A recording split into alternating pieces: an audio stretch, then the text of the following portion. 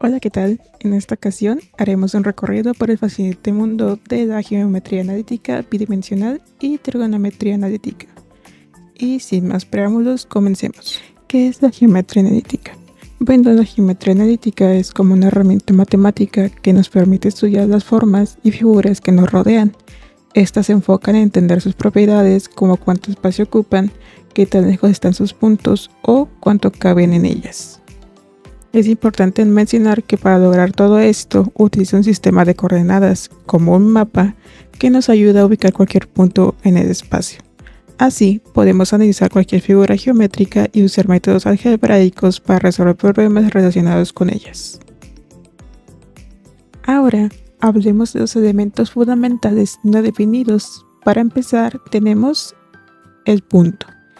El punto es una posición sin dimensión en el plano, representada por un círculo y una letra, tal como podemos observar en el ejemplo. Seguido de esto tenemos la recta, el cual nos referimos al conjunto infinito de puntos alineados en una misma dirección, tal como se puede observar en la imagen.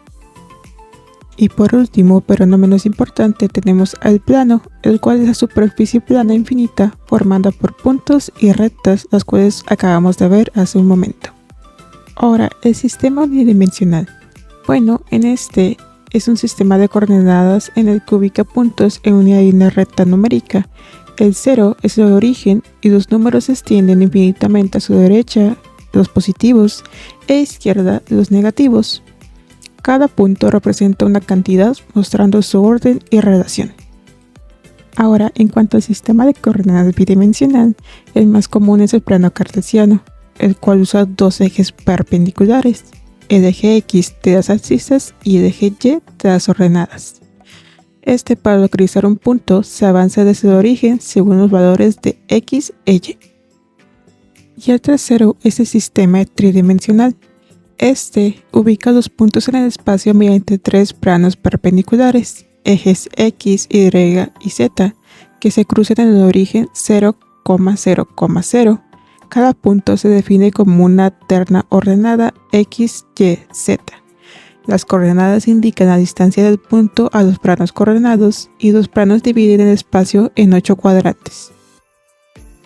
Conjuntos numéricos, los ladrillos de las matemáticas. Para empezar, hablemos de los números naturales. Estos se utilizan para contar los elementos de un conjunto, indicando su cantidad, o para expresar la posición u orden de un elemento dentro de un conjunto. Número ordinario. El conjunto de los números naturales se representa como n igual a 0, 1, 2, 3, 4, etc. Estos son los que usamos para contar, perfectos para saber cuántas manzanas tenemos, por ejemplo. Ahora, al respecto de los números enteros, estos incluyen los negativos y el cero, útiles para representar deudas o temperaturas bajo cero. Es importante mencionar que la suma, resta y multiplicación entre enteros siempre dan como resultado otro entero, pero la división solo si es exacta. En cuanto a los números racionales, son aquellos que podemos expresar como fracciones, como es el caso de 1/2 o 3/4. Finalmente tenemos a los números irracionales, con sus decimales infinitos no periódicos, como el famoso número pi.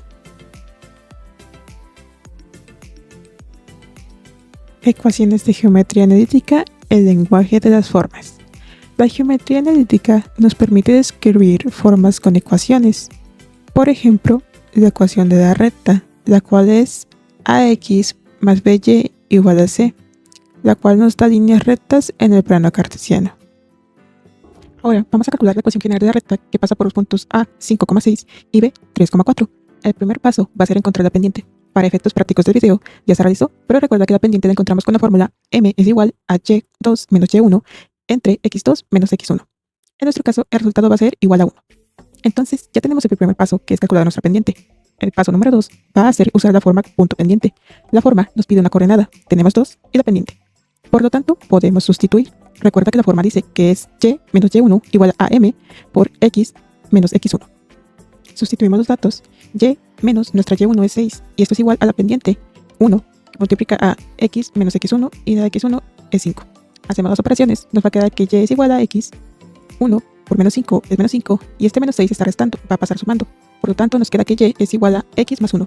Y esta es la ecuación de la recta de esta pendiente, ordenado de origen, pero nos pide la ecuación general. Entonces lo único que tenemos que hacer es dejar todos los términos de un solo lado e igualar a 0.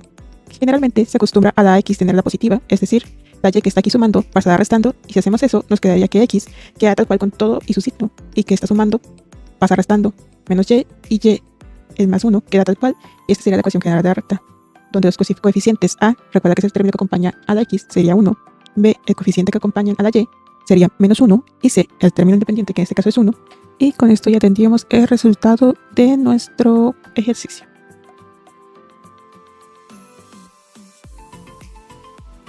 Ahora también podemos encontrar la ecuación de las hipérbolas. Con sus dos ramas se describen con otra ecuación que relaciona los cuadrados de x e y. A continuación podemos ver en el fondo del video cómo en un ejercicio se está empleando justamente la ecuación de las hipérbolas. Geometría analítica bidimensional, explorando el plano. La geometría analítica bidimensional se enfoca en la representación de puntos en un plano a través de pares ordenados de números reales y en el estudio de conjuntos de puntos definidos por expresiones con dos variables. Un segmento es simplemente una porción de línea entre dos puntos. Por otra parte, podemos encontrar el punto medio de un segmento usando una fórmula sencilla, tal como podemos observar en el ejemplo del video. Por otra parte, para calcular la distancia entre dos puntos, esta usa otra fórmula basada en el teorema de Pitágoras. Trigonometría analítica, midiendo ángulos y lados. La trigonometría nos ayuda a entender las relaciones entre ángulos y lados de triángulos. Por una parte tenemos la ley de dos senos, la cual es útil cuando conocemos dos ángulos y un lado, o dos lados y un ángulo opuesto, tal como podemos observar. En cambio, la ley de los cosenos nos sirve cuando conocemos dos lados y el ángulo entre ellos, o los tres lados. Por otra parte tenemos el espacio bidimensional. El espacio bidimensional se define por dos dimensiones, longitud y anchura. Y en este tenemos distintos tipos de cónicas, por ejemplo, la circunferencia, la cual es un conjunto de puntos equidistantes de un punto central llamado centro.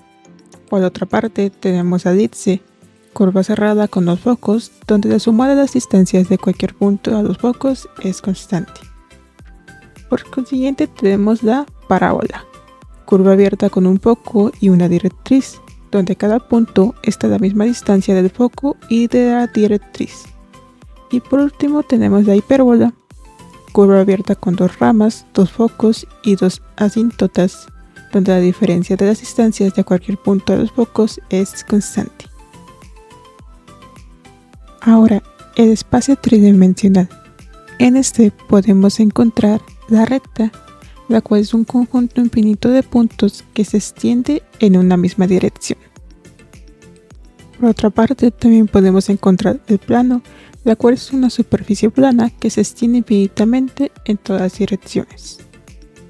Ahora, las ecuaciones paramétricas nos van a permitir describir curvas usando un parámetro como el tiempo. Las ventajas de las ecuaciones paramétricas es su flexibilidad, ya que pueden representar curvas y superficies complejas que no se pueden describir fácilmente con una sola ecuación cartesiana. Las ecuaciones polares usan un ángulo y una distancia desde un punto fijo para definir curvas. Las ventajas de estas es la simetría, ya que pueden describir curvas con simetría radial de forma más sencilla que las ecuaciones cartesianas, y además las curvas especiales, ya que son útiles para representar curvas como espirales y rosas. Diferentes tipos de ecuaciones de la recta. Bueno, existen diversas formas de representar la ecuación de una recta, cada una con sus propias ventajas y utilidades. Aquí te estoy presentando las más comunes. Ahora, ¿cuál usar? La elección de la ecuación dependerá del programa de información disponible. Es importante conocerlas todas para poder trabajar con rectas en diferentes contextos. Y eso sería todo. Muchas gracias por ver. Que tengan un excelente día.